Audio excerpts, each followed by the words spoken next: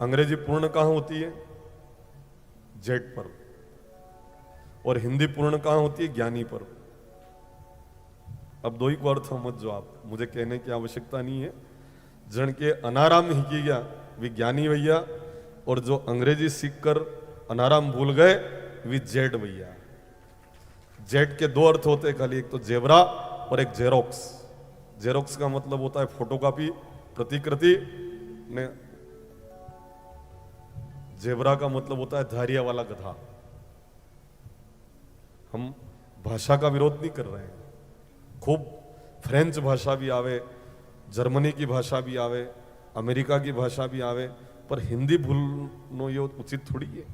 हिंदी भी तो याद रखो, बाकी अन्य भी पढ़ो, पर हिंदी को भी। वास्तव में हिंदी एक सांकेतिक भाषा है। हिंदी का जो व्याकरण है ना, इतना समृद्ध है कि किसी भी भाषा का व्याकरण इतना समृद्ध नहीं है उतना हिंदी का शब्दकोश बड़ा समृद्ध है। व्याकरण भी समृद्ध है और शब्दकोश भी समृद्ध है। अभी जो अंग्रेजी पढ़कर हिंदी भूल गए ना, वर्णमाला में नाम भी बदले दोना लोग आए। ग से पढ़ते थे गणेश, इन्होंने कहा गणेश सांप्रदायिक है, गणेश की जगह अब नाम लिखो, गणेश हटाओ वर्णमाला में से, और उसकी जगह ग से क्या पढ़ा इन लोगों ने? गधा। कहा बड़ा बिरादरी को नाम तो याद करना पड़ेगा। गणेश सांप्रदायिक लगा उनको, और गणेश हटवाया और गधा लगवाया। अब गधा क्यों लगवाया? न इधर के रहे न उधर के हुए, धोबी का गधा। वो उनके बिरादरी का नाम नहीं लिखाएंगे तो किसका लिखाएंगे भाई? बिरादरी का बारे में तो सोचेंगे ना वो। तो गणेश उनको सांप्रदायिक लगा और गधा अपनी जाति का लगा, इसलिए गणेश हटवाया और गधा लगवाया। गधे की गलत धारणा क्या है? गलत का ग लिया, धारणा का धा लिया और नाम रख दिया गधा। पहली गलत धारणा कही है, जतरा भी गधड़ा वे हावण भादवाम दुबरा हो जाए। पूछा किसी ने क्यों दुबले हो गए? कि इतनी हरी घास भगवान ने हमारे लिए बनाई, हम कैसे खाएंगे? इस तनाव में वो दुबले हो जाते हैं। और वैशाख महीने गधे बहुत हष्टपुष्ट हो जाते हैं। दूसरी गलत धारणा है कि जतरी भी भगवान ने घास बनाई थी हरी, मैं कल्ला खाइया अणती में हष्टपुष्ट भैया। गलत का ग लिया, धारणा का धा लिया और शार्टफॉर्म नाम रख दिया गधा। तो भी गणेश हटई ने जना गधड़ो नाम लिखायो, ये वणा बिरादरी का लोग। भी चिंतन का विषय है, गलत धारणा न रखो और अच्छी धारणा रखकर आप चलो। ये बर्थडे हम मान रहे हैं, परंतु गुरु के चरण वंदन करके आप जन्मदिन मनाओ। आपका अगला वर्ष बहुत ही सुखपूर्वक व्यतीत होगा, आशीर्वाद के साथ व्यतीत होगा। या फिर गौशाला में जाकर मनाओ, सामरा सेठ के यहां जाके मनाओ, भागवत जी में जाकर जन्मदिन मनाओ। मोमबत्ती बुझानी ने, केक काटनी ने, फिर केप यूं मुंडा चौपड़नी नहीं, पागलपन नहीं तो और गई है, पागल ही है और क्या। नहीं तो मोमबत्ती बुझाना बड़ा अपशुकन है, दीपक बुझाना बड़ा अपशुकन है, परंतु छोटे छोटे गांव में भी इस तरह से जन्मदिन मना रहे हैं। सादा खेड़ी की बात नहीं, दूसरा गांव की है। इधर भी मनाते होंगे नहीं, बच्चे जिद करते हैं, मनाना पड़ेगा। अरे पश्चिम की हवा हमारे संस्कारों को न उड़ा दे, इस बात की बड़ी चिंता है। इसलिए अपने को ध्यान रखना है और अपने संस्कारों को संजो के रखना है।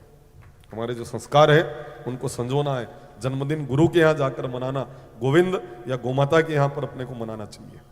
तो अपने नाव में बिठा लिया सुदामा जी को केवट ने, और जन्मदिन इस तरह मना रहे हैं।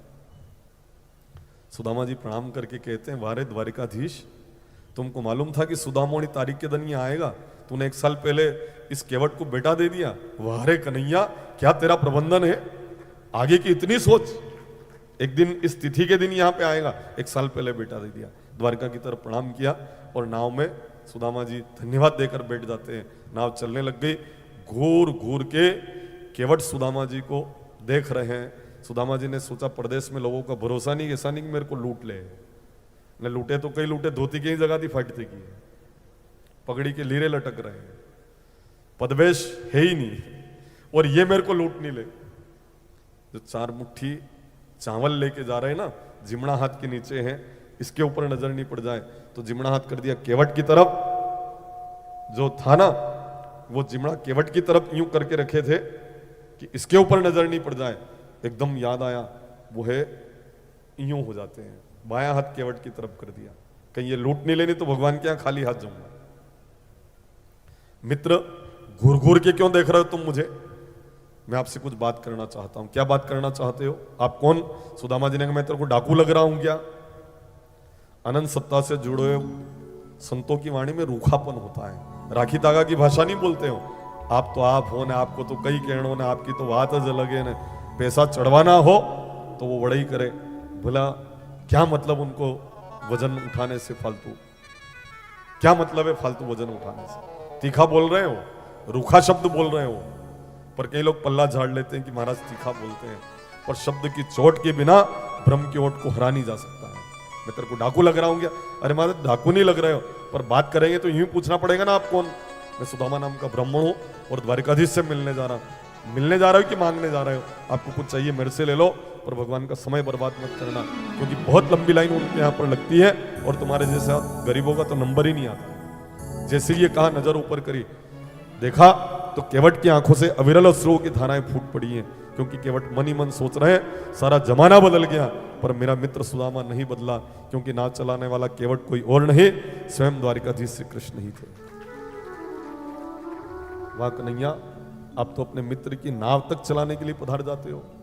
हमारे भी मल्ला आप बन जाना, आपके बिना हम पार नहीं हो पाएंगे।